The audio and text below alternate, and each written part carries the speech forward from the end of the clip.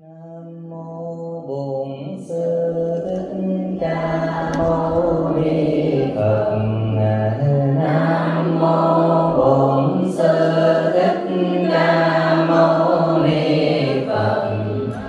Nam mô Bổn Sư Thích Ca Mâu Ni Phật. Nam mô Phật Bổn Sư Thích Ca Mâu Ni. Kính bạch Ni trưởng, Ni sư, chư tôn thiền đức ni tại chùa Minh Như. Kính thưa toàn thể quý nam nữ Phật tử, hôm nay là ngày 27 tháng 7 năm Đinh Dậu, chứ không phải 27 tháng 7 2017, mà là 17 tháng 9 năm 2017. Chúng ta có hai con số 7, còn con thiên số 9. Được sự hoan hỷ cho phép của ni trưởng, viện chủ và sư cô ni sư trụ trì, thầy trò chúng ta có buổi chia sẻ pháp thoại ở đây. Hôm nay tôi có duyên để mang đến giới thiệu với quý Phật tử, vừa là giới thiệu, vừa là quảng cáo, vừa là nói nội dung quyển Hé Mở Cửa Giải Thoát. Tôi chỉ hé thôi nha, ai vô không vô thôi. Chúng ta sẽ chia sẻ một chút xíu về cánh cửa giải thoát trong mùa Vu Lan. Chúng ta khế hợp như thế nào về cánh cửa giải thoát mà Đức Thế Tôn đã cho chúng ta. Vậy thì trong mùa Vu Lan, cái người để đi tìm, để bước vào cánh cửa giải thoát là ai? Chúng ta có 3 cái yếu tố chính để chúng ta làm cái mô hình khung. Yếu tố thứ nhất là tất cả chúng ta đang ngồi đây, những người có mặt trong pháp thoại này. Yếu tố thứ hai là cái lễ Vu Lan mà chúng ta làm. Yếu tố thứ ba là cái đối tượng mà chúng ta đang hướng đến. Đây là 3 cái yếu tố trong mùa Vu Lan. Như vậy, hé mở cánh cửa giải thoát cho ai? Thì Đức Phật dạy cho tất cả chúng ta cánh cửa giải thoát. Phật hé cho đối tượng trước Đức Phật thôi. Nghĩa là tất cả chúng ta ở đây, chúng ta đi tìm cánh cửa giải thoát để ta bước vào. Ta làm cái lễ Vu Lan để ta cầu cho người thân hiện tiền bước vào cánh cửa giải thoát. Những người có duyên với đạo Phật bước vào cánh cửa giải thoát. Và cái đối tượng mà ta cầu nguyện đó là ta không có thấy, nhưng mà ta cũng mong cho cửu quyền thất tổ của ta cũng bước vào được cánh cửa giải thoát. Vậy cánh cửa giải thoát đó là cái gì? Xin mời đại chúng cùng bước vào nội dung khai thác. Bây giờ cái nội dung để giải thích được 3 cái yếu tố đó, tôi từng tự giải thích mỗi yếu tố khoảng 15 phút. Yếu tố thứ nhất là Đức Phật dạy cho chúng ta. Phật dạy tất cả chúng sinh đều có Phật tánh. Phật đã thành Phật, còn chúng ta sẽ thành Phật. Phật đã bước vào con đường giải thoát bằng 10 yếu tố mà chúng ta gọi Ngài là Như Lai, ứng cúng, chánh biến tri, minh hạnh túc, thiện thệ, thế gian giải, vô thượng sĩ, điều ngự trượng phu, thiên nhân sư, Phật Thế Tôn. Bây giờ ta gọi Đức Thế Tôn là bậc Như Lai, nghĩa là người nào hiểu được cái ý chỉ Như Lai là người đó đã bước vào cánh cửa giải thoát. Nghĩa là tâm chúng ta nó như cái bản lai diện mục của tất cả chúng sinh là thể tánh không sanh diệt. Mọi lúc mọi nơi ta bình thản với tất cả mọi thứ. Nhưng mà tại sao gọi Ngài là đấng ứng cúng nữa? Bởi vì Ngài là một đấng đại từ bi đáng được cúng dường. Ngài đã qua một quá trình tu tập để Ngài xứng đáng nhận của cúng dường Đàn Na Tín Thí. Cho nên bậc A-la-hán gọi là ứng cúng. Còn chưa đạt được bậc A-la-hán thì chưa xứng đáng được cúng dường. Cho nên quý vị cúng dường tôi hổ thẹn lắm. Cho nên bỏ bao thơ đàng hoàng, đừng để ngoài nó kỳ. Ngại lắm luôn. Cho nên cái đó gọi là Cái đó gọi là mình phải hiểu được. Ngại lắm. Tại mình đâu có phải là bậc ứng cúng đâu. Còn Phật là bậc ứng cúng. Ai cúng cái gì thì Đức Phật nhận cái đấy. Nhưng thời của Đức Phật á, thì Đức Phật đi khất thực. Ngài không có lấy một ngôi chùa nào để làm cái chỗ Ngài ở á. Cho nên là Đức Phật với một cái tâm vô tư như vậy, một bát cơm ngàn nhà, thân chơi muôn dặm xa, mắt xanh xem trần thế, mây trắng hỏi đường qua.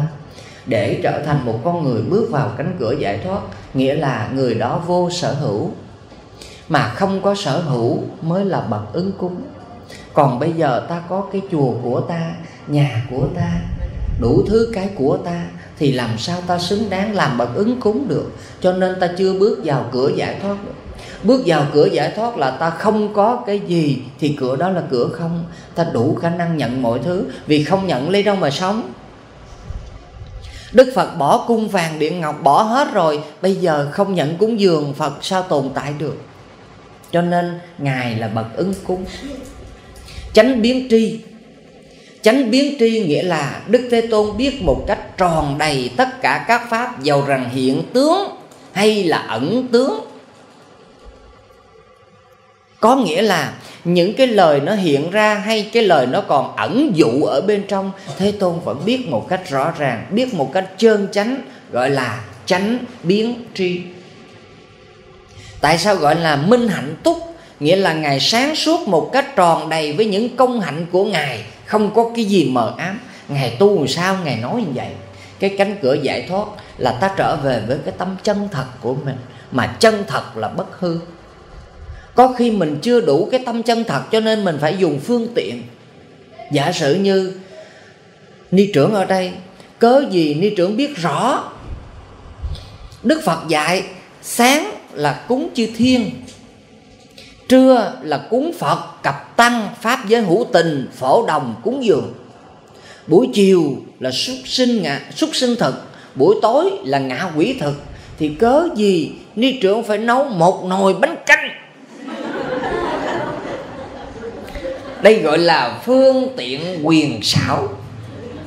Phật tử đi làm về, nghe chùa Minh Như có buổi thuyết giảng, Phật tử cứ bình yên vững bụng về nghe pháp xong có bánh canh.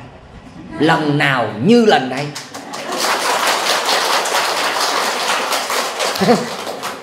Chứ biết buổi tối là ngạ quỷ thực, không lẽ biến Phật tử là ngạ quỷ hết sao? Nhưng mà phương tiện cái đó gọi là phương tiện thực. Thấy không? Cho nên là Ngài biết hết, nhưng mà Ngài phải dùng phương tiện gọi là chánh minh hạnh túc, nghĩa là những việc làm biết một cách rõ ràng. Chúng ta chưa phải là Phật, Phật tử còn phải bon chen với cuộc đời. Cái Sài Gòn này khó sống lắm, đâu có đơn giản đâu. Phải vất vả, đầu tắt mặt tối, quay về trả tiền nhà trọ là không còn để về quê thăm cha mẹ.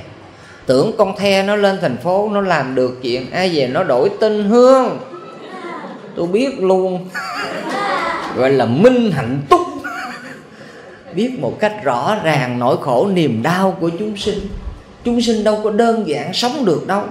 Muốn sống được dưới đất Sài Thành này để gửi tiền về cho ba mẹ không đơn giản chút nào. Để nuôi được một đứa con trên đất Sài Thành này thôi là phải đầu tắt mặt tối. Vậy đó, cho nên đành phải có một nồi bánh canh. Đó gọi là minh hạnh túc. Bây giờ hỏi thiện thệ là gì? Gọi Đức Thế Tôn là bậc thiện thệ. Ngài mượn cái ngôn từ đó để Ngài hé mở cánh cửa giải thoát cho chúng con bước vào. Bậc thiện thệ nghĩa là một bậc giỏi toàn phần, cái thứ gì cũng giỏi. Vậy là biết rằng Đức Thế Tôn nhiều đời nhiều kiếp Ngài giỏi, không phải giỏi một kiếp. Không phải chỉ kiếp này nấu bánh canh ngon, mà kiếp trước nấu bánh canh ngon rồi, kiếp này nấu bánh canh mới ngon. Không phải đời này hát hay, mà nhiều kiếp đã hát hay rồi, cho nên đời này hát mới hay. Không phải đời này mạnh dạn đứng trước người khác cầm micro nói, nhiều kiếp cầm nói rồi. Lên xe bán thuốc dạo nói rồi. Cho nên bây giờ mới mạnh dạn nói. Còn có người rụt rè không nói, làm sao dám cầm micro nói. Cho nên phải cố gắng mạnh dạn, cái gì cũng phải học. Muốn biết phải học, muốn biết phải hỏi, muốn giỏi phải học. Mà chúng ta học không phải một đời một kiếp. Học nữa và học mãi. Đời này học chưa xong, đời sau học tiếp. Và như thế Đức Thế Tôn đã nói về tiền thân của Ngài, vô lượng kiếp làm tất cả mọi thứ. Cho nên Ngài giỏi, đúng cái gì giỏi cái nấy. Cho nên người ta phong Ngài là một đấng toàn năng, nhưng Đức Thế Tôn vẫn không nhận mình là đấng toàn năng. Ngài nói ta có tam bất năng. Một lát đối tượng thứ ba mình sẽ khai thác cái tam bất năng đó. Như vậy thiện thệ là một cách thiện xảo, với những cái đại nguyện lớn. Chữ thệ là đại nguyện, còn thệ là thiện xảo. Thiện là thiện xảo, thệ là thệ nguyện. Đời nào cũng nguyện, chúng sinh vô biên thệ nguyện độ. Cho nên Ngài đã làm tất cả mọi thứ. Cho nên đời này chỉ làm lại thôi. Thì Chư Tôn Đức ở Tây Tạng là tái sinh, quý Ngài tái sinh.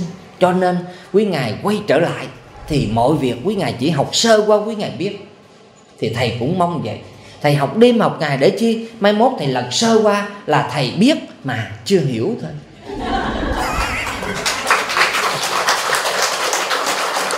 Cho nên có nhiều người Phật tử hỏi Thầy đi khắp thế giới, Thầy đi Mỹ, đi Canada, đi Pháp, đi Úc, đi Nhật, đi Hàn, đi Đài, tùm lum. Thầy giỏi ngôn ngữ lắm. Thầy nói ngôn ngữ nào Thầy cũng biết. Nó nói ra là Thầy biết. Không hiểu đó, phải không? Mình nhận rõ ràng, mình đừng có nhận lầm, mình nhận một cách chính xác, gọi là thiện thệ. Mình nhận một cách chính xác là mình nói lời chân thật, chứ mình đâu có nói dối chi. Nhưng mà phải ráng cố gắng tích lũy. Không phải một ngày một bữa mình có thể nhìn vô mình hiểu được. Có khi mình đọc tới đọc lui nó muốn bể cái đầu luôn. Đi ra làm ruộng, làm cái gì cũng được, đào sâu cuốc bẩm được, mà vô đọc một câu đau cái đầu lên. Tại sao vậy? Hồi nào giờ chỉ quen làm lụng tay chân, không quen đọc sách. Đọc 2-3 câu là ngủ ngáp tới nơi, tưởng ông nào nhập. Là bởi vì không quen. Còn Thái tử Tất Đạt Đa văn võ song toàn, cho nên gọi là bậc thiện thệ. Rồi gì nữa? Chánh biến tri. Chánh biến tri, biết một cách chân chánh. Minh hạnh túc thiện thệ. Thế gian giải. Thế gian giải, việc của thế gian, chuyện gì Đức Thế Tôn giải thích rõ ràng, phân tích cặn kẽ, mổ xẻ tường tận, trị hết gốc bệnh của chúng sinh. Nhưng mà chúng sinh nó hết rồi, cái đó bắt đầu nó tiếp tục, nó nhập cái bệnh mới. Mở cánh cửa giải thoát cho nó bước ra rồi, xong rồi nó buồn quá, nó bước trở vô. Chứ không phải là Thầy hỏi quý Phật tử ở đây nè, quý vị có giác ngộ vô thường không quý vị? Biết không? Biết cuộc đời là vô thường, sanh già bệnh chết, biết không? Biết, thấy chưa? Ai cũng biết, đâu phải là không biết đâu. Có điều một cái là biết thì biết, còn quậy thì quậy, chứ đâu phải không biết. Nếu nói không biết là sai. Ai cũng biết, có điều một cái là ta biết nhưng ta không có làm. Nghĩa là ta biết là ta đã bước vào cánh cửa vô sanh rồi. Vì ta biết con người sanh già bệnh chết, vậy thì mình sanh ra là để chờ chết. Vậy thì mình đâu có thông minh mà sanh ra để chờ chết. Nhưng mà lại ta đổ thừa đủ thứ để ta đắp đổi qua ngày, sống qua ngày chờ qua đời. Quý vị nói với Thầy câu đó để nhớ. Sống qua ngày, chờ qua đời. Lặp lại lần nữa. Lần thứ 3. Đó, vậy được. Đó. Không, bữa hổm nó ngồi trên đây, nay nó xuống dưới, sợ mất mặt giang hồ. Thế bây giờ mình sống qua ngày chờ qua đời, có nghĩa là cái gì? Ngày tháng trôi qua đắp đổi. Lên đây luôn con, cho một tràng pháo tay. Lên đây con. Lên đây để ủng hộ sư phụ. Ủa sao lâu lắm rồi mà sao thấy cũng còn vậy, chưa lớn ta? Ăn tự hôm nay biết bao nhiêu cái nồi bún riêu rồi mà sao thấy cũng chưa lớn. Rồi, như vậy thì tất cả chúng ta phải suy nghĩ, Đức Thế Tôn là một bậc thế gian giải. Cái gì Đức Thế Tôn cũng biết, thì chúng ta cũng biết vậy. Chúng ta cũng biết sanh để rồi chết. Chúng ta cũng biết tất cả các pháp không sanh diệt. Chúng chỉ chuyển đổi từ cái tướng trạng này sang tướng trạng khác mà thôi. Nghĩa là chúng không có sanh có diệt, chúng do duyên thôi. Vậy là chúng ta cũng có duyên với Phật. Nhưng mà có người nói thầy ơi con chưa có duyên đi tu, thầy hỏi chừng nào mới có. Nói con không biết, thấy không? Cái đó là hiểu mà không biết. Còn tôi là biết mà chưa hiểu. Tôi ngược lại với quý Phật tử, hiểu không? Phật tử biết hết trơn nhưng mà Phật tử hiểu hết trơn luôn á mà không có biết. Hiểu được là con có duyên với Phật, con quy y Phật, con muốn học Phật dữ lắm, con hiểu nhưng mà con không biết chừng nào con đủ duyên. Thì thầy đơn giản, thầy nói muốn đủ duyên con chỉ cần buông hết. Nó nói con buông chưa được, thầy nói chừng nào buông được cũng không biết. Thế gian này nó có nhiều cái không biết đó. Thầy chỉ riêng bản thân thầy không hiểu thôi, mà thế gian hiểu hết mà không biết, kỳ cục, làm ngược lại thầy. Đó, cho nên Đức Thế Tôn là bậc thế gian dạy. Vô thượng sĩ. Vô thượng sĩ là gì? Là trên hết các bậc sĩ. Vô thượng có nghĩa là cao thượng trên các bậc sĩ. Nghĩa là gì? Là cái người học hết những gì của bậc sĩ đã học, gọi là vô thượng sĩ. Nếu nói nghệ sĩ thì Đức Thế Tôn là một bậc thầy của nghệ sĩ. Nếu nói ca sĩ thì Đức Thế Tôn là thích ca luôn. Nếu nói văn sĩ, Đức Thế Tôn tuyệt vời trong ngành văn học. Nếu nói võ sĩ thì Đức Thế Tôn tuyệt vời trong ngành võ thuật. Có nghĩa là ai nói cái gì sĩ thì Đức Thế Tôn có hết, đừng nói lòi sĩ thôi. Thế thì Đức Thế Tôn là một bậc vô thượng sĩ.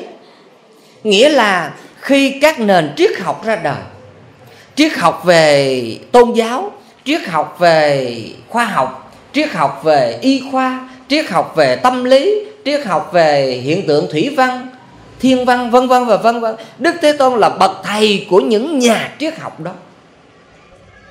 Cho nên Đức Thế Tôn là một bậc vô thượng sĩ, điều ngự trượng phu.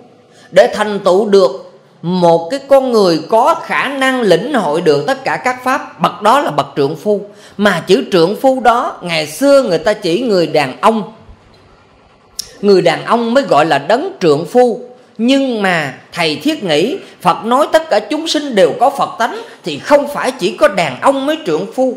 Trong Kinh Pháp Hoa có nói long nữ 8 tuổi thành Phật. Vậy là long nữ 8 tuổi có phải là trượng phu chưa? Trượng phu đó. Long nữ là súc sinh, mà súc sinh nữ nữa, gọi là súc sinh cái. Con người thì gọi là nữ, người nam người nữ. Còn con vật thì gọi là cái với đực, loài cái, loài mái. Vậy mà con rồng cái 8 tuổi mà có khả năng thành Phật, thì đó là bậc đại trượng phu. Đại trượng phu là gì? Theo thầy có 5 yếu tố để nói đại trượng phu. Một, bậc đại trượng phu là phải có một mục đích lớn. Mục đích lớn này không phải một đời một kiếp, mà là vô lượng kiếp, để tích lũy trở thành một vị, đạt được cái quả vị là vô thượng sĩ, điều ngự trượng phu. Điều ngự trượng phu là làm cái gì cũng đạt được cái chỗ là cao nhất trong việc làm đó, mạnh mẽ nhất trong việc làm đó. Vậy thì điều thứ hai là người đó phải luôn luôn lao vào tất cả mọi việc để làm theo quy luật y báo và chánh báo, theo lộ trình của thời gian và nhân quả của nó.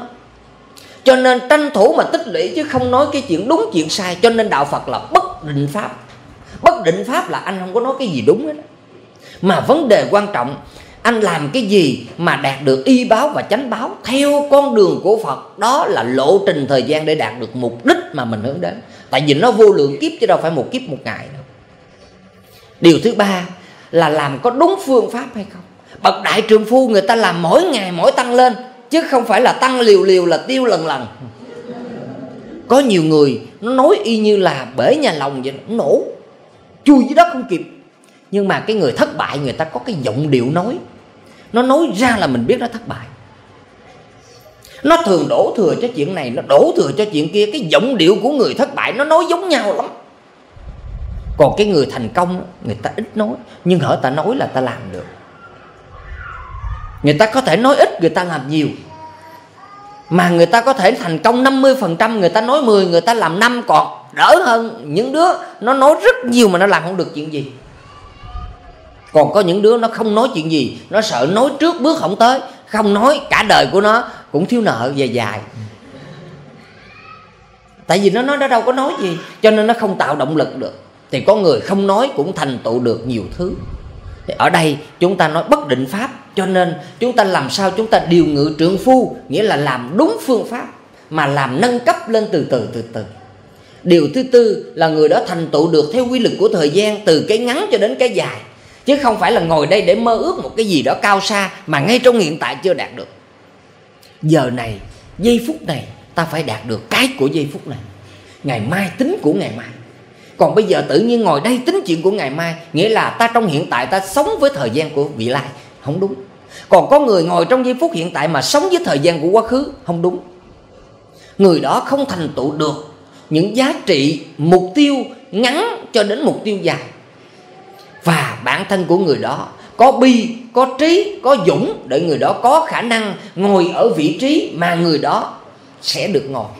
Còn bây giờ thầy hỏi quý Phật tử này, nếu quý Phật tử ở đây, thầy kêu ông Bút xuống, ông gì ta? Ông Trùm đô la, thầy cho ông Trùm đô la xuống, thì quý Phật tử đưa lên vị trí tổng thống Mỹ, quý vị làm được không? Cái đó gọi là điều ngự trượng phu. Chúng ta năng để tất cả vị trí nào ta cũng có thể làm được. Quý vị biết tưởng là khi thầy vô tất cả các cái kho, các cái chỗ mà triển lãm về lịch sử của các vị tổng thống đó, thì có nhiều vị tổng thống lên được có ngày à. Có nhiều vị tổng thống một ngày là chắc ở đây quý vị biết mà. Việt Nam mình có một vị tổng thống lên có ngày, tên tuổi vẫn lừng lẫy. Ai? Dương Văn Minh, phải không? Ai cũng biết hết. Dầu rằng một ngày phù du, phải không? Tổng thống vẫn là tổng thống, dầu một ngày cũng là tổng thống, và tên tuổi ở trong lịch sử luôn. Có nhiều vị lên tổng thống được 2 năm bị ám sát chết. Có nhiều vị tổng thống lên 2 nhiệm kỳ 8 năm. Có nhiều vị tổng thống hết một nhiệm kỳ xuống một cách an ổn. Xin thưa, phước báo của người ta tới cái chỗ đó, nhưng không có đơn giản. Có nhiều ông vua lên bị ám sát chết. Có những ông vua đức độ như là vua Thuấn, vua Ngưu, thời vua Nghiêu, vua Thuấn. Rồi thời có những vị vua mà lên bị người ta chửi. Có những vị vua ác ôn lên để dân làng phải đồ than. Lên tới cái vị trí đó, nhưng mà phước báo của những người đó vẫn khác nhau, để người đó ở vị trí đó khác nhau. Nhưng Đức Phật Thích Ca Mâu Ni thì Ngài là điều ngự trượng phu, cho nên ở trên cương vị của một vị trượng phu, văn võ song toàn, trí tuệ viên mãn, minh hạnh túc. Cho nên những cái yếu tố đó nó hỗ trợ cho cái chữ điều ngự trượng phu. Chứ không phải mình lên mình ngồi trên vị trí đó là dễ đâu. Điều ngự trượng phu, thiên nhân sư, thầy của trời người. Cái cánh cửa giải thoát là cánh cửa mô phạm để cho chúng ta bước vào. Chúng ta làm thầy cho chính mình được chưa quý vị? Chúng ta làm chủ mình, nghĩa là mình là chủ nhân của nghiệp, mình là chủ nhân của ý nghĩ, lời nói và hành động của mình. Cho nên mình là chủ nhân của nghiệp. Cánh cửa giải thoát đã hé mở cho tất cả những người con Phật bước vào để làm chủ chính mình. Đức Phật có một điều duy nhất là Ngài ra đời để khai thị chúng sinh ngộ nhập Phật tri kiến. Vậy là tri kiến Phật của ta ở đâu? Ta ngộ, ta nhập cái tri kiến Phật của ta. Ngài là bậc thầy của trời người. Vậy thì hỏi là tại sao Đức Phật không thị hiện ra cõi trời mà thị hiện ra cõi người? Thì mình ở cõi người mình biết ở cõi người, chứ sao biết ở cõi trời? Ngài là thiên bá ức hóa thân. Hóa thân của Ngài là trùm khắp trong 10 phương. Ai tụng kinh Pháp Hoa hiểu được hóa thân của Đức Phật trong 10 phương. Cái phẩm thứ 11 là hiện bửu tháp. Đức Phật Đa Bảo nói rằng ông muốn mở cái tháp báo này, ông phải gom hết hóa thân trong 10 phương của ông lại. Chúng ta thấy không?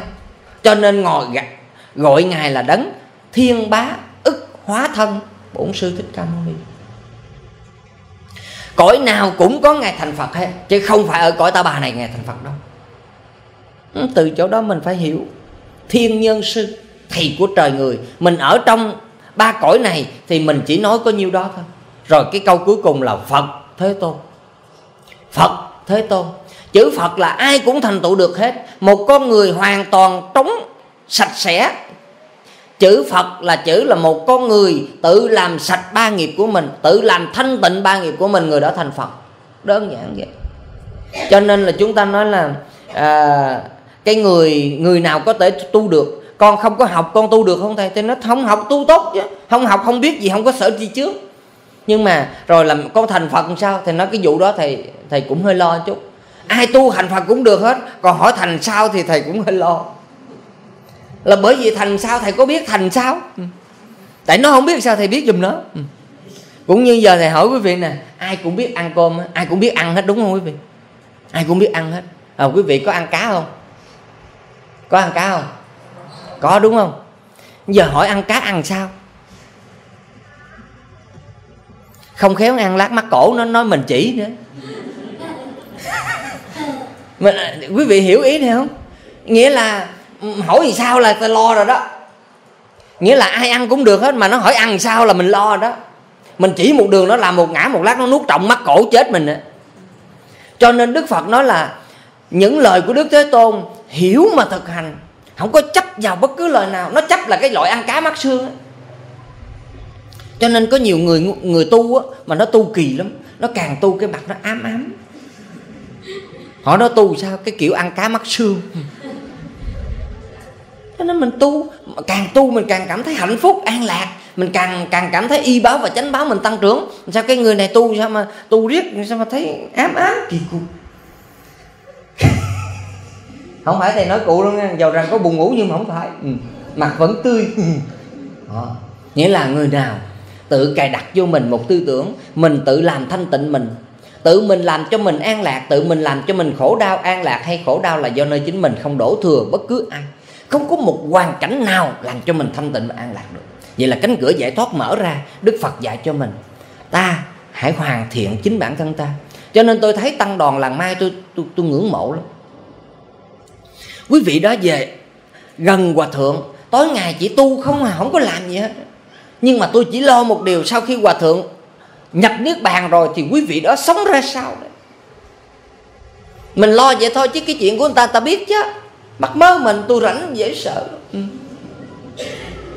Nhưng mà mình thấy mình ngưỡng mộ. Tôi phát nguyện độ cho 1000 tăng ni, mà tôi thấy Hòa Thượng bây giờ làng Hồng, làng Mai, làng Sen gì đó là khoảng gần 500 vị tu hành. Quý vị thấy gần giống cái thời Đức Phật.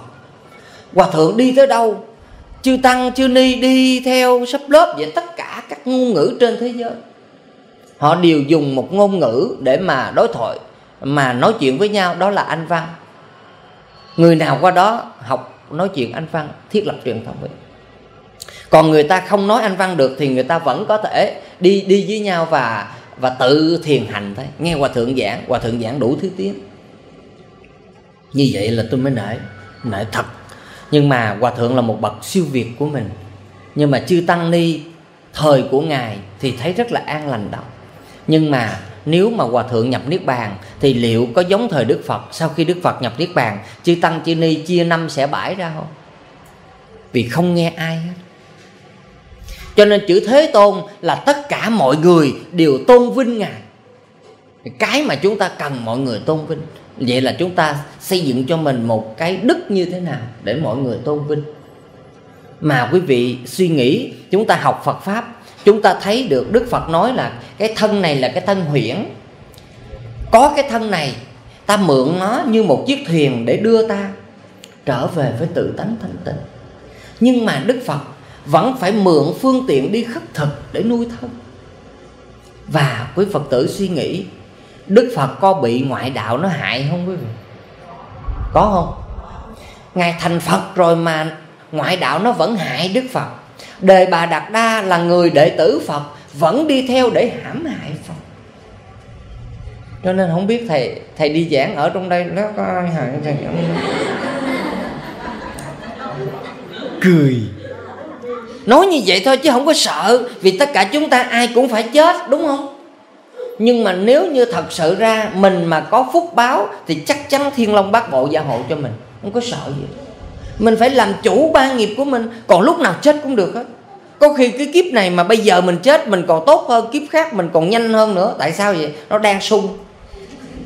Chứ để mà để mà lớn tuổi rồi cái trí mình nó mờ, nó lu rồi, mà lúc đó mình con đường tái sinh của mình còn chậm hơn bây giờ nữa. Nhưng mà phải là do người ta, nếu mà cái nghiệp lực của mình phải như mình chết bây giờ thì có thể cuộc sống mình ở tương lai thì tôi nghĩ tốt hơn. Nhưng mà tôi đâu có phát nguyện chết giờ, phát nguyện 160 tuổi kỳ à. Cái gì dữ. Quý vị gần đây quý vị có thấy có một cái câu chuyện là những cái người mà những người tổ tiên của mình, họ ở trong những cái vùng cao và vùng xa, vùng sâu đó, họ mấy trăm tuổi hay là mấy ngàn tuổi, hỏi họ không biết. Họ nói cái đàn em sau này nó tự hoại diệt nó bằng những chất hoại diệt. Nó ngủ không đúng giờ. Con người ta có tim, can, tỳ, phế, thận là gọi là lục phủ ngũ tạng. Chúng ta có ngũ tạng, ban ngày nó làm việc mà ban đêm nó đòi nghỉ. Từ 7 giờ đến 9 giờ là canh 1, là một thằng nó ngủ. Từ 9 giờ đến 11 giờ là canh 2, là 2 thằng nó ngủ. Ngũ tạng của mình á, ngũ tạng của mình là nó nghỉ ngơi, nó trao đổi chất, nó làm cho mình tồn tại và sống lâu. Nhưng bản thân của mình không có chịu làm vậy, mình phá hư nó cho nên mình chết yểu. Bởi vậy cho nên tôi định không có ăn, mà lát dụ tôi ăn. Tôi sợ tôi phá hư lục phủ ngũ tạng. Bây giờ quý Phật tử suy nghĩ coi, quý vị ăn trái thì bây giờ nó bỏ thuốc vô trái. Có những cái trái mà mình trưng trên đây nè, phải nói là thầy thương dữ lắm luôn. Thầy thương cái người nông dân, người ta trồng rất là kỹ, nhưng qua cái khâu buôn bán là nó ngâm thuốc. Về chưng 3 tháng chưa héo, nó ép với tôi. Tôi ăn chay, bây giờ tôi chỉ còn ăn trái cây mà nó chơi vậy. Nó giết làm sao tôi sống được 160 tuổi, cho tôi bớt 100 còn 60. Ác với tôi thì ớn. Rồi tôi ăn rau, tưởng sao nó trồng cây rau mới có bên lớn vậy, cái nó đem thuốc vô nó quậy, cái bữa sau nó đem đi đó bán 1 thước. Ác với tôi. Rau mà nó cũng không để cho yên nữa. Thấy không? Quý vị thấy tự con người giết con người chết, chứ đâu phải ai đâu. Vậy thì ai mà làm ăn không có đúng đàng hoàng thì người đó là kẻ ác. Người hỏi ác là cái gì? Bắt đầu chúng ta qua cái ý nghĩa thứ hai, nghĩa là ta là người mở cánh cửa giải thoát. Ta chỉ cần học 10 cái tôn xưng Đức Phật thôi, thì chúng ta biết mượn cái phương tiện này để dạy cho chúng ta bước vào cánh cửa giải thoát. Yếu tố thứ hai mà tôi muốn nói đó là cái nghi lễ, nghi thức chúng ta cúng Vu Lan. Phật tử suy nghĩ, Đức Phật, Thái tử Tất Đạt Đa là một con người bỏ cha đi tu. Mà nếu theo chữ hiếu của Trung Quốc á, thiên kinh vạn quyển, hiếu nghĩa vi tiên. 1000 quyển kinh, vạn quyển sách lấy chữ hiếu làm đầu. Quân sử thần tử, thần bất tử bất trung. Phụ sử tử vong bất hiếu. Chữ trung với chữ hiếu ở Ấn Độ thì tôi không biết làm sao, mà chữ trung, chữ hiếu ở Trung Hoa rất lớn. Đạo Phật đi qua Trung Hoa thì đạo Phật phải chấp nhận tâm hiếu là tâm Phật, hạnh hiếu là hạnh Phật, tán thán chữ hiếu. Cho nên mùa Vu Lan ta tràn nước mắt để nhớ ơn cha mẹ. Đó chỉ là hình thức chúng ta làm, còn nội dung thì phải hiểu lời Đức Phật dạy. Cha mẹ có cái nghiệp của cha mẹ, con cái có cái nghiệp của con cái. Ai ăn nấy no, ai tu nấy chứng. Phước của ai người đó hưởng. Phước của Ngài Mục Kiền Liên thì Ngài tu, Ngài thành Bồ Tát. Còn cha mẹ không có phước thì bà Thanh Đề xuống địa ngục ngồi.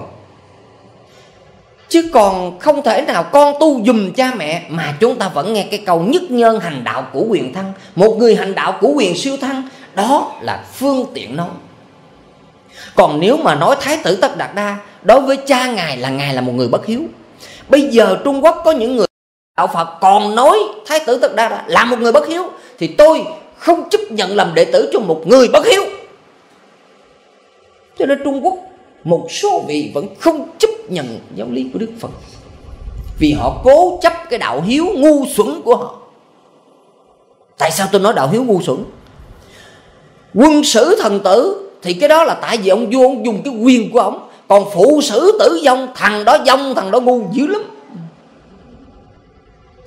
Cha bắt mình chết mà mình chết thì mình ngu hay mình khôn? Quá ngu đi chứ. Cha nó ngu mà còn con ngu nữa. Hai thằng cha con nó ngu hết. Phụ sử tử vong mà tử bất vong bất hiếu thì có nghĩa là người con hiếu đó là ngu hiếu hay là trí hiếu? Ngu hiếu chứ đâu phải trí hiếu. Cho nên tư tưởng đó không chấp nhận. Tôi là người học Phật, tôi không chấp nhận. Mượn phương tiện thôi. Con có hiếu khi nào cha mẹ là người mà phải là mô phạm của con thì con mới có hiếu. Còn cha mẹ không mô phạm thì cha mẹ phải nghe con. Còn không nghe con là cha mẹ coi chừng. Bất hiếu với ông ngoại bà ngoại, bất hiếu với ông nội bà nội. Tại vì cha mẹ là người bất hiếu vì cha mẹ không tốt, thì cha mẹ là người bất hiếu với ông nội bà nội, ông ngoại bà ngoại, chứ không phải bất hiếu với con.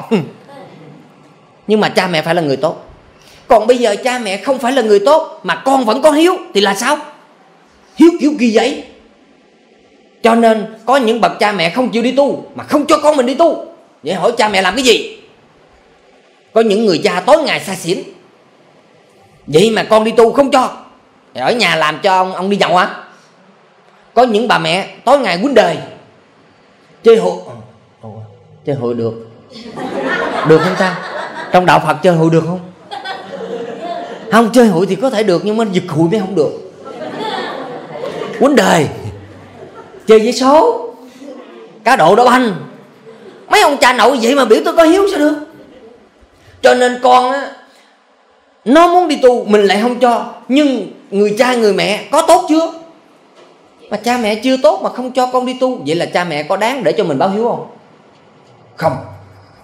Cho nên là nếu cha mẹ tốt, mà cha mẹ tốt thì chắc chắn ủng hộ con đi tu. Đằng này trừ khi cha mẹ không tốt, cho nên mới không ủng hộ con. Quý vị hiểu ý đó không? Nếu cha mẹ tốt chắc chắn cha mẹ ủng hộ con đi tu. Còn khi cha mẹ không tốt, cha mẹ mới không ủng hộ con đi tu chứ. Mà cha mẹ không tu nghĩa là cha mẹ đã trầm luân sanh tử không? Trầm luân sanh tử. Cho nên có nhiều lúc mượn cái mùa Vu Lan để nói rằng nó không có hiếu thì nó tu nó thành cái gì? Tôi nói Phật không có hiếu, ổng tu cũng thành Phật vậy. Nói chuyện gì sao chơi được? Không chơi. Đức Phật không có hiếu mà Ngài vẫn thành Phật đó. Cha của Ngài muốn Ngài ngồi ngai vàng hay cha của Ngài muốn Ngài đi tu? Ngồi ngai vàng. Mà Ngài cãi lời cha của Ngài, vậy là Ngài bất hiếu hay Ngài có hiếu? Ông này bất hiếu mà tôi đổi trên đầu. Thấy không? Mình phải hiếu. Ổng nói về chữ hiếu thì Ngài là người bất hiếu, nhưng mà Ngài là người có trí bất hiếu, nhưng mà cuối cùng quay trở về độ cha mình thành chứng bậc thánh quả. Như vậy thì cái đó mới gọi là hiếu, chứ không phải cái loại ngu hiếu như bây giờ mình nói. Mình không cho con mình đi tu, cái mình biểu con mình báo hiếu, vậy mai mốt mình chết mình đi đâu? Rồi con mình nó chết nó đi đâu?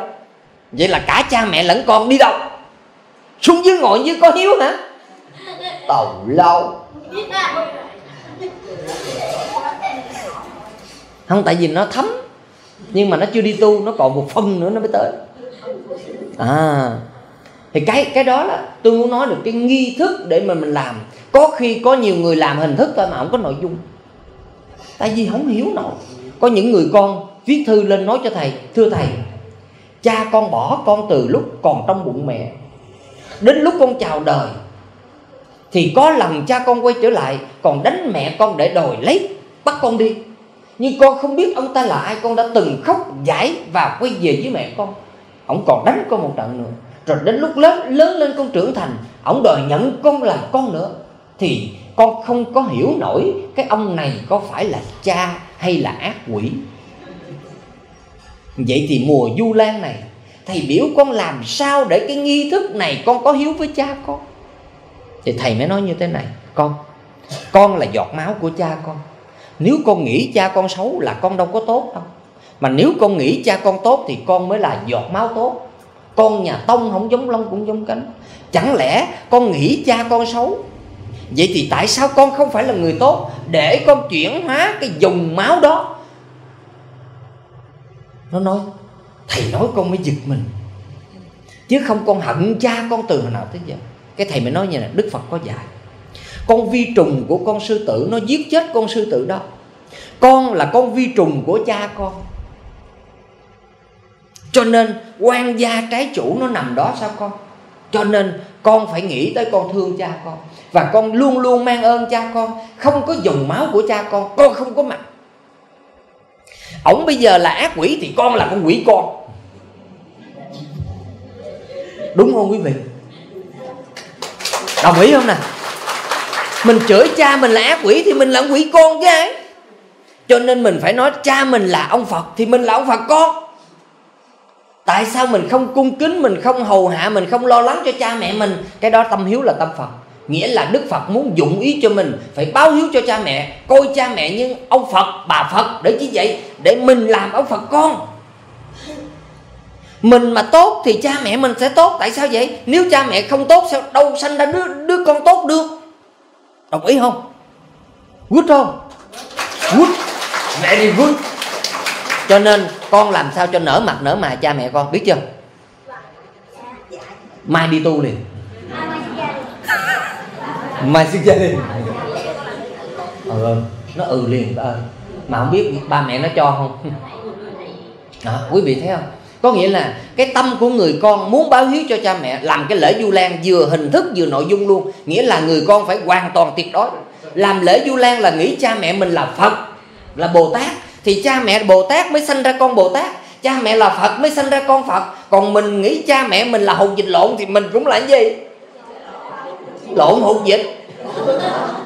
Cho nên mình đừng bao giờ nghĩ cha mẹ mình xấu, thì mình mới là người con hiếu thảo, mình tu được. Cho nên là cha mẹ mình như thế nào, chuyện đó sang trang, bỏ qua, đừng nói. Mình chỉ nghĩ cha mẹ mình là hai ông Phật thôi, vậy thôi. Trong mình cha mẹ là Phật, để chi vậy? Để mình thành Phật. Nếu mình không nhìn cha mẹ mình là Phật là mình không thể thành Phật được. Tôi nhấn mạnh cái ý đó để tất cả chúng ta tu. Ai sai thì kệ họ, họ sai, nhưng mà họ có bao nhiêu phần sai và bao nhiêu phần đúng. Đấy, cho nên là tôi nghe được cái câu chuyện mà cái đứa bé nó lớn lên trong sự vất vả khổ sở của mẹ nó, nhưng khi nó lớn lên rồi nó chửi mẹ nó thì thật là phẫn uất cho người nào hiểu biết. Nó chửi mẹ nó, mẹ không xứng đáng là mẹ của con, vì mẹ của con không phải là cái người đi làm cái chuyện đó. Bà mẹ chỉ có khóc thôi chứ không biết sao.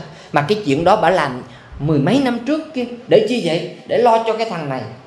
Ba nó bỏ mẹ nó, mẹ nó vất vả lang thang, bệnh tật không có tiền mua thuốc, chỗ ở không có đủ tiền trả nợ, trả tiền thuê tiền mướn, có một bữa ăn cũng không có, thuốc men không có, quay về quê không dám vì sợ nhục với cha mẹ ông bà, lang thang vất vả. Có người cu mang xong họ lợi dụng, họ bán, cắn răng chịu đựng để nuôi đứa con lớn lên để nó chửi mẹ nó. Cái thằng này mà tôi mà không có tu là nó trách ra cho tôi. Tại sao? Quýnh cho nó một trận để dạy cho nó một bài học nên người. Vậy là trong tôi nó còn cái máu quỷ sứ thì ơn không?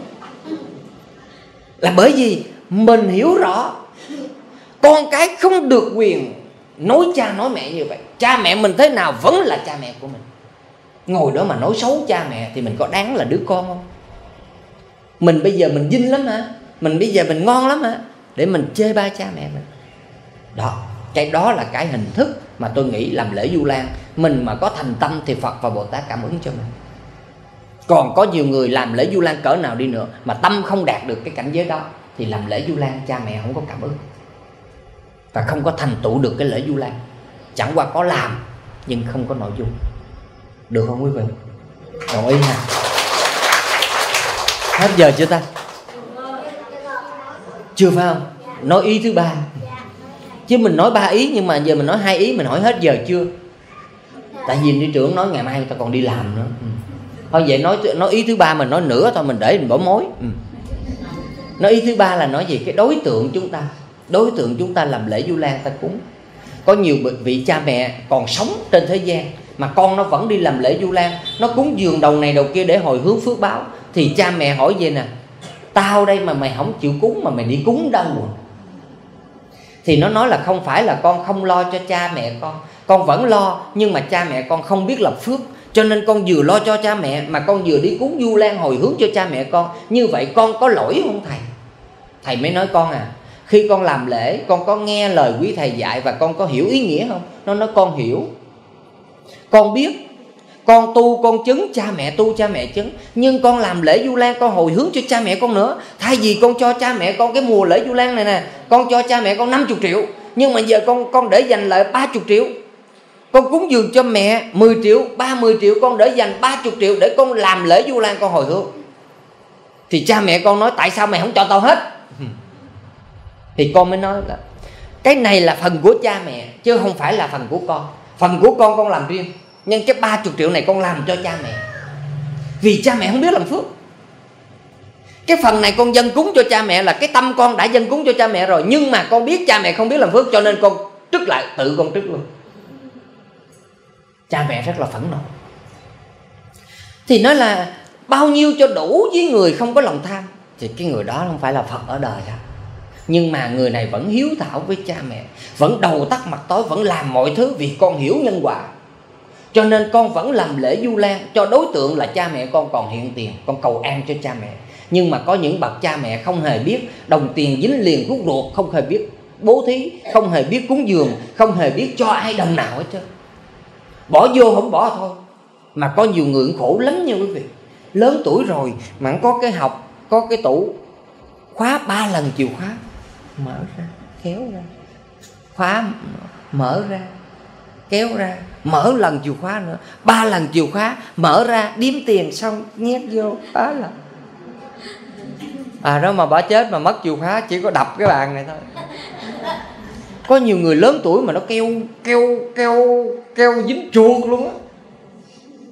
Vậy thì cái người đó chết tái sanh dễ hay khó? Khó lắm. Còn hơn bà Thanh Đề nữa, cứu không có nổi. Đang sống mà có những người keo kiệt như vậy là cứu không nổi. Mà quý vị biết không, ngày xưa cái thời còn khó khăn đó, mà thầy nhớ ở dưới quê mình đâu có bóp, đâu có gì đâu. Những cái cụ ở dưới quê là giải quấn tiền trở lại. Trời ơi, xin bà có 500 đi đường mà bà già bà móc ra, bà mở 8 lớp giải mới tới tiền. Tưởng sao 2.000 mà quấn kỹ lắm luôn. Bây giờ này vẫn còn có một số người quấn cái kiểu đó, ship lại làm tư, xong rồi lấy giải quấn vô, quấn một cục về gái 3 tiếng. Con rít đó nó hiện nguyên hình con rít, nó thả ngài đường tăng ra. Như vậy thần kê là ý muốn nói con gà. Cái tiếng con gà đã làm cho những cái người có tâm tà ác không bắt được người thân của họ. Giờ hiểu con gà chưa? Về sau người ta không còn bắt con gà để dẫn và cho con gà uống rượu nữa, mà bây giờ người ta thả chim. Thì cái kê ngày xưa đó nó vừa là gà mà nó vừa là chim. Đúng ra chữ kê là điểu, chữ con chim là điểu chứ không phải kê. Nhưng mà thần điểu còn dữ hơn thần kê. Trong 4 loài lớn nhất thì nhất điểu, nhì ngư, tam xà, tứ tượng. Con chim là một loại lớn nhất trong tất cả các loài. Nó dang đôi cánh nó ra, nó che cái thế giới này, gọi là đại bàng kim xí điểu. Con đại bàng kim xí điểu là một vị thần Naga, chủ quản cõi phương Tây.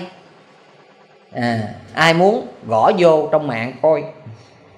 Hỏi là một cây mía là truyền thống mà chúng ta thấy Tết đó, chúng ta dựng niêu á, thì cây mía này cho biết rằng truyền thống tổ tiên ông bà cặm cây mía này là cặm cây niêu truyền thống tổ tiên.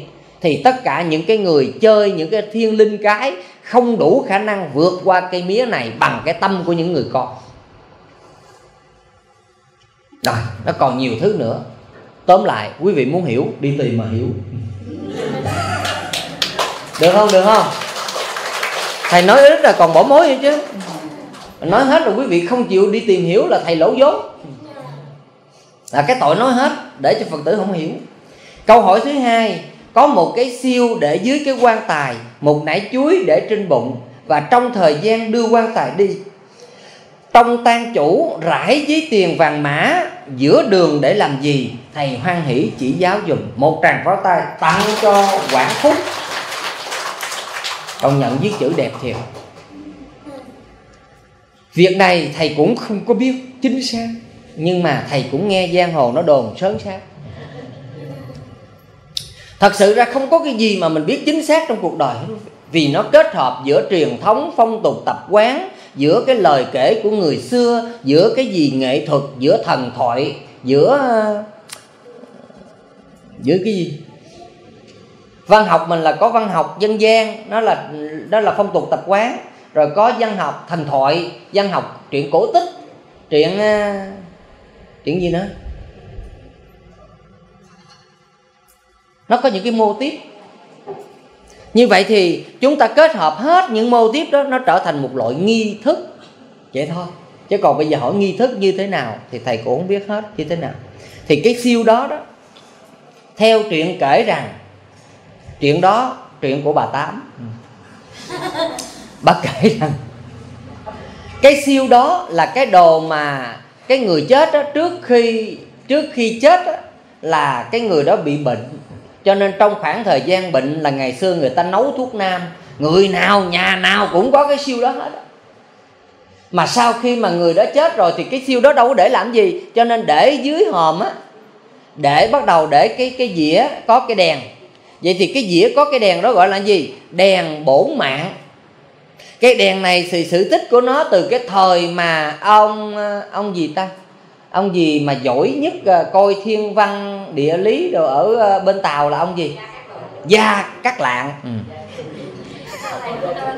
Hả? Gia Cát Lượng. Gia Cát Lượng. Gia Cát Lượng. Vậy thì cái thời của ông đó, thì lúc mà những cái vị mà lỗi lạc quân sư để mà phò vua đó, thì những ông này coi thiên văn địa lý rất giỏi. Mấy ông này bấm tay như thần. Ông bấm tay ông biết lúc mà bị giặc bao vây, nhưng mà giặc bao vây nó tấn công, nó giết được cái ông quân sư này rồi, mà chỉ cần ông quân sư này chết thì nó tấn công vô. Cho nên lúc nó bắn ông này bị thương, ông này vẫn ráng chạy về tới bên trong. Ông này mới đưa ra một cái: khi ta mất, hãy để cái ngọn đèn ở dưới cái lưng của ta, nó chiếu ngang qua cái bụng của ta. Nhớ là chiếu ngang qua cái bụng nha, chỉ ngay cái lỗ rúng thì nó chiếu cái ngôi sao bổn mạng ở trên mới được nha. Thầy chỉ để mai mốt quý vị nếu không thấy thì lấy cái hàng ra coi bụng chỗ nào để cái đèn dưới. Cái đèn đó là đèn bổn mạng, phải để ngay chỗ cái lưng, nó chiếu ngay cái rúng thì cái trên kia ngôi sao nó mới chớp.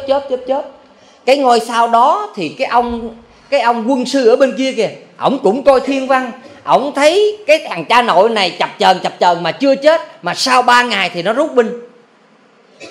Cho nên lúc bao vây ông này chết, để ông này 3 ngày, thì sau khi bên kia nó rút binh rồi thì mới đem ổng đi chôn.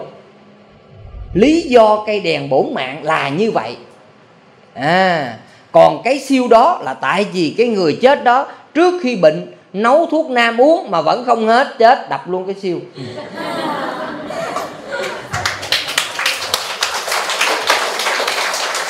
Giờ uống thuốc tây không cho nên không có cái siêu. Rồi tại sao phải rải giấy tiền vàng mã ở ngoài đường? Thì cái này lại có một tích chuyện khác nữa, là cái người âm á, người ta hiện về. Người ta hiện về và người ta báo rằng khi đưa họ đi á, thì có rất nhiều quan gia trái chủ của cái người chết đó nó chặn đường không có cho đi. Cho nên là xe bể, là tai nạn, là mưa gió, là đủ tất cả mọi thứ chướng duyên. Cho nên khi đi phải rải giấy tiền vàng mã phía trước, để cho cái tụi kia nó lo nó lụm á, thì mình đi qua mới yên được. Cái này là cái chuyện ở dưới nó lên nó báo. Ở trên này mới làm vậy, mà xưa người ta làm, nay mình cũng làm theo. Chứ mình không biết là thân bằng tổ tiên của mình có gây quan gia trái chủ gì không. Chỉ có cái ông đó, ông bài chuyện đó mà biết bao nhiêu người làm ăn cái trò này. Mà bây giờ thầy đâu có nói cái này là sai. Nói sai là chợ lớn nó kéo về nó đốt chùa thầy.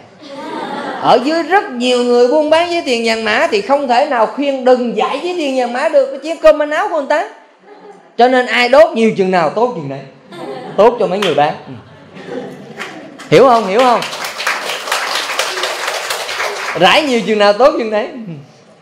Cho nên mình phải hiểu được phong tục tập quán, mình hiểu được cái lý do tại sao cái chuyện đó xảy ra. Còn mình không hiểu thì người ta làm mình làm chứ đâu có biết làm sao.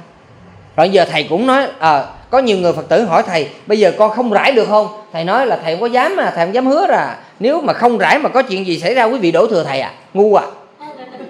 Muốn rải muốn không là quý vị phải tự chịu trách nhiệm với việc làm rải hay là không.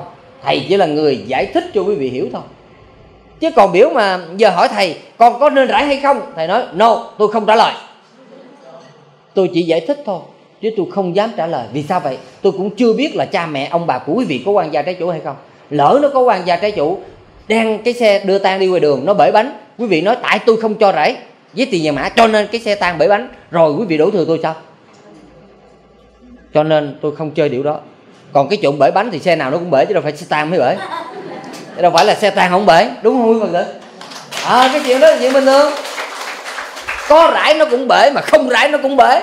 Có khi rải nó cũng không bể, mà không rải nó cũng không bể rồi sao?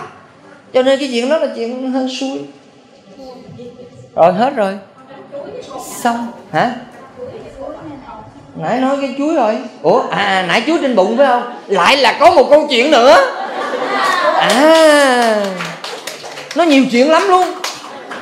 Cái câu chuyện này chính là câu chuyện móc ruột của ngạ quỷ. Khi cái người mất, có những loài ngạ quỷ nó đến nó ăn cái bộ đồ lòng. Tại vì bộ đồ lòng đó nó thúi. Cái bộ đồ lòng của mình á, mà nếu quý vị biết được là những người mà chết mà đưa vô trong nhà xác, ở bây giờ nước ngoài là nó không có để cái chuối trên bụng, là bởi vì khi chết đưa vô nhà xác nó lấy hết rồi. Còn ngày xưa thì đâu có nhà xác đâu mà mổ lấy. Còn xin thưa với bây giờ nha, tất cả những người mà đưa vô nhà xác, chết mà đưa vô nhà xác mà tới chừng lấy nhận xác trở ra là không còn đâu ở nhà. Cho nên khỏi bỏ chuối lên, nó quất hết rồi. Hiểu như vậy để mình hiểu cho nó rõ ràng nha. Thầy qua tới nước ngoài á, cái nước nào thầy cũng đi hết nước nào thầy cũng được cái duyên để tụng kinh cho ở nơi đó đó. Cho nên ở nước ngoài quý vị thấy là người ta vẫn mở cái nắp ra, người ta vẫn sơn phết, người ta vẫn làm bình thường. Vì sao vậy? Vì nó còn có cái xác ốp thôi mà. Cái xác đó đã chích phốt-mon, đã xử lý hết rồi, đã tuyệt trùng rồi. Cho nên nó cũng y như còn là cái xác khô thôi, không còn vi trùng nữa. Cho nên người ta dở mặt ra, người ta nhìn bình thường, người ta tô này kia là bình thường. Nhưng có những cái người là nó lấy luôn đôi mắt rồi đó, vô trong đó ra coi chừng không còn đôi mắt. Còn nội lục phủ ngũ tạng lấy hết rồi, lấy ra hết rồi, mai trở lại rồi. Cho nên cái chuyện mà sình lên thì cũng khó. Tại còn thịt thôi chứ không còn bộ đồ lòng. Còn bộ đồ lòng nó mới sình, nó mới xì, nó mới thúi. Còn không là người ta xử lý hết rồi, nó chỉ còn hôi hôi thôi. Cho nên cái câu chuyện mà để nải chuối trên bụng là đừng cho ngạo quỷ nó đến nó môi bụng ra, nó ăn. Cho nên thả nải chuối lên đó, nó đến nó ăn chuối thôi, nó không có môi buộc ruột của người thân mình. Thì câu chuyện này cũng câu chuyện ở dưới về nói, chứ ở trên này thầy cũng không biết. Đó là lịch sử. Còn đúng hay không thì thầy cũng không biết, vì câu trả lời sớm xác chứ không phải chính xác. Xin thân ái kính chào. Thường qua có một Phật tử hỏi là khi mà người ta chôn là ta hạ liệt xuống thì được như 9 giờ thì giờ tốt rồi, hoặc là 12 giờ thì mình đúng giờ để hạ liệt xuống, mình đưa quan tài xuống. Cho nên những khi mà thiêu thì họ không có cần bây giờ lúc đó thì bây giờ thường qua làm như thế nào? Một tràng vỗ tay tặng cho ni trưởng. Ni trưởng, nhờ ni trưởng mà con mới giật mình lại là về con phải học lại 3 cái vụ địa lý, chứ không chết không có đường chọn.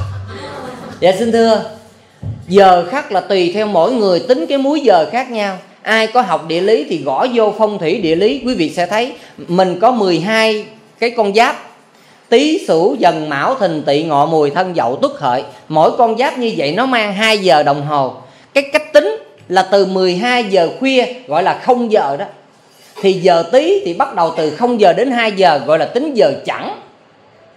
Tính giờ chẵn là từ 0 giờ đến 2 giờ là giờ Tý. Giờ Sửu là từ 2 giờ đến 4 giờ. Giờ Dần là từ 4 giờ đến 6 giờ.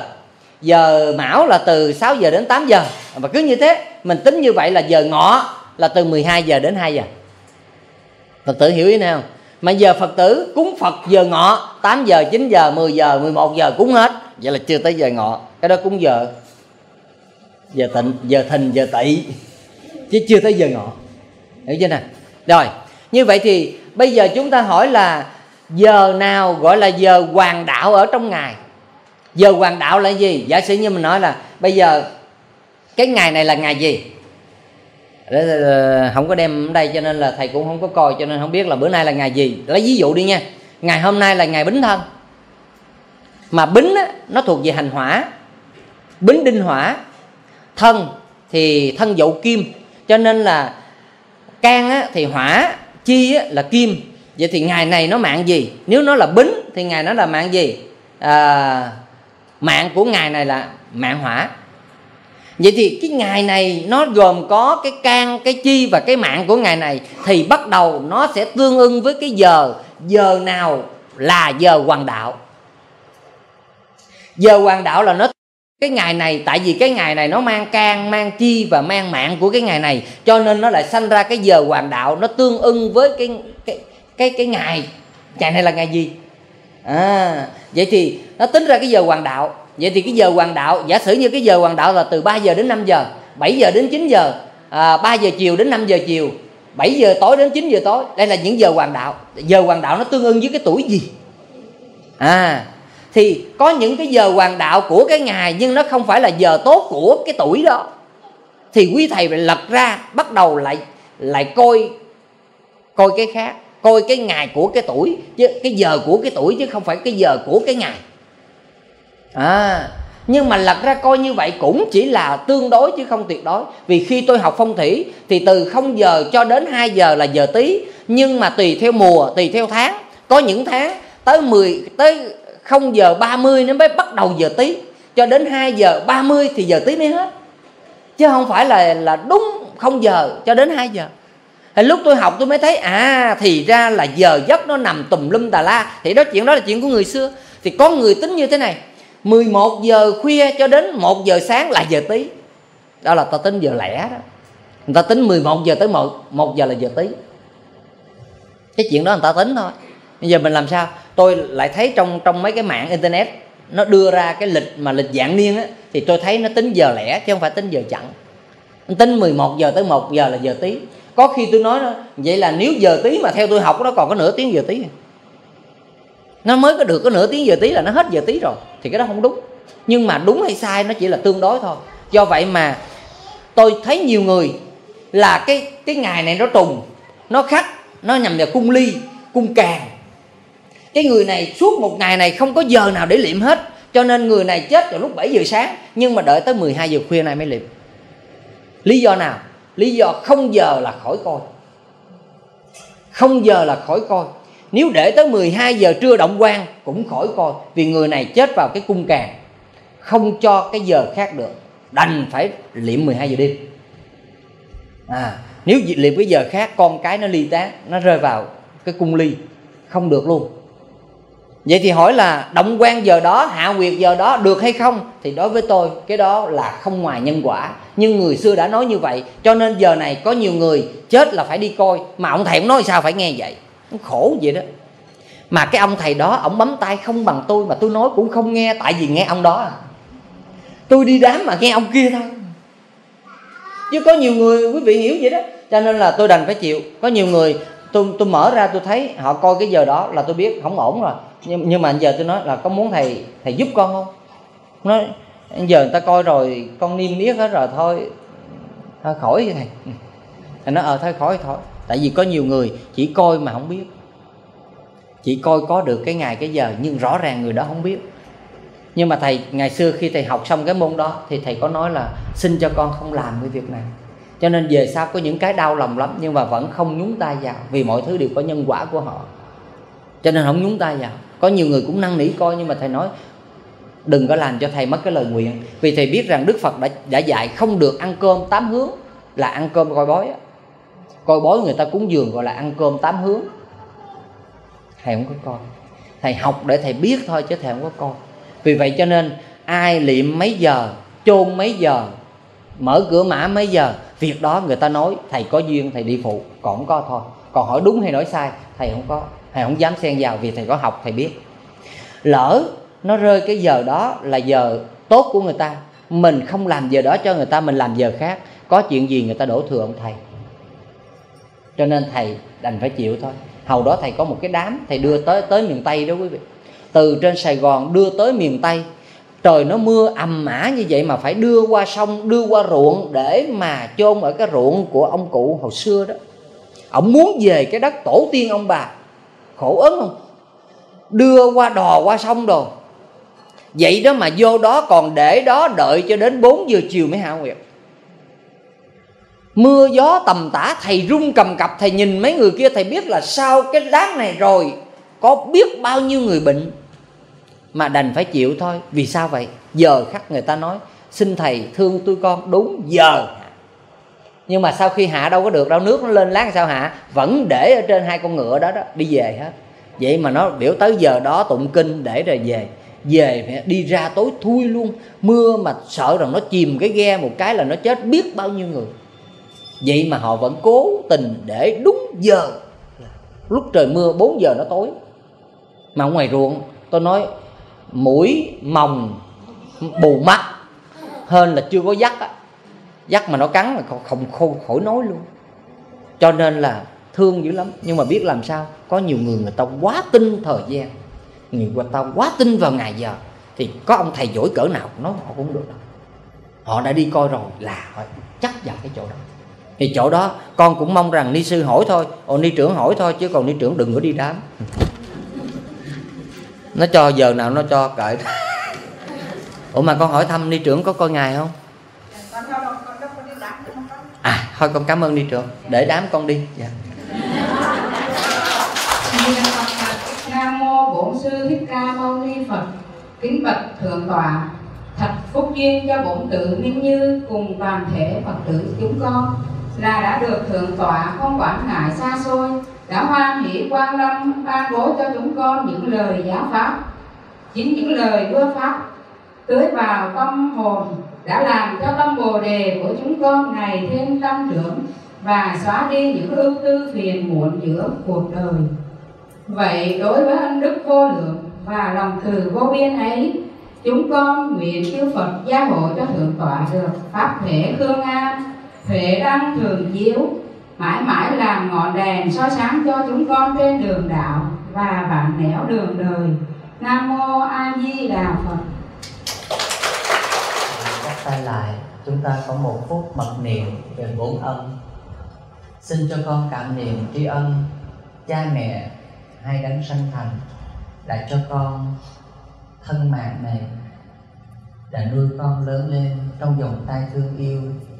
Hãy cho con được cảm nhận tình thương yêu đó và được trao truyền tình thương yêu đó đến với cha mẹ trong mùa Vu Lan này.